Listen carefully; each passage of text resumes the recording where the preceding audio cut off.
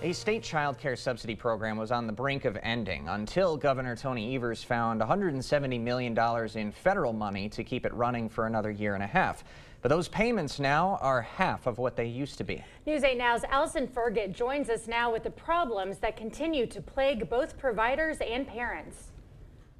Ken and Emily, demand for childcare is high everywhere, but especially in rural Wisconsin. Providers are doing their best to help, but obstacles remain in their way.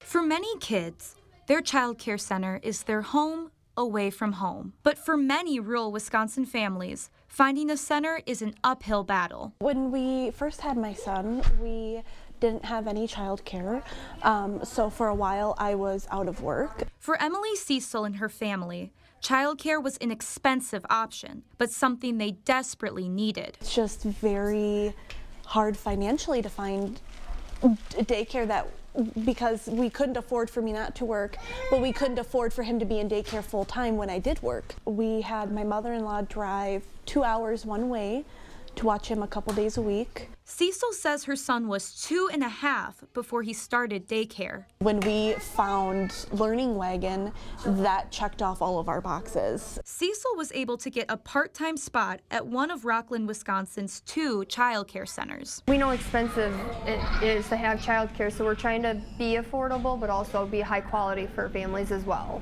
Josie Wermager opened her center out of her home around 2 years ago, and demand continues to be high. Waitlist is well over 30 right now. She recently received a grant from Crosse County to expand her child care center from 8 to 18 kids. She'll be remodeling her basement to add more room, but space is the least of most providers' worries. Finding workers that want to work and not have such high turnaround. And Wermager says with reduced child care counts payments, providers struggle to hang on to their staff. Now it's harder to have health insurance. You don't have a 401k. The rates aren't as much when you can go work somewhere else for $18 an hour and do less work. And if current providers can't grow, parents may never get off the wait list. There is a Sparta Moms group where every single day someone is posting for childcare.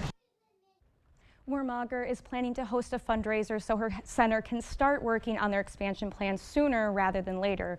We'll have more information on that fundraiser posted on our platforms. Ken and Emily. Allison, it's an ongoing issue. Thank you very much.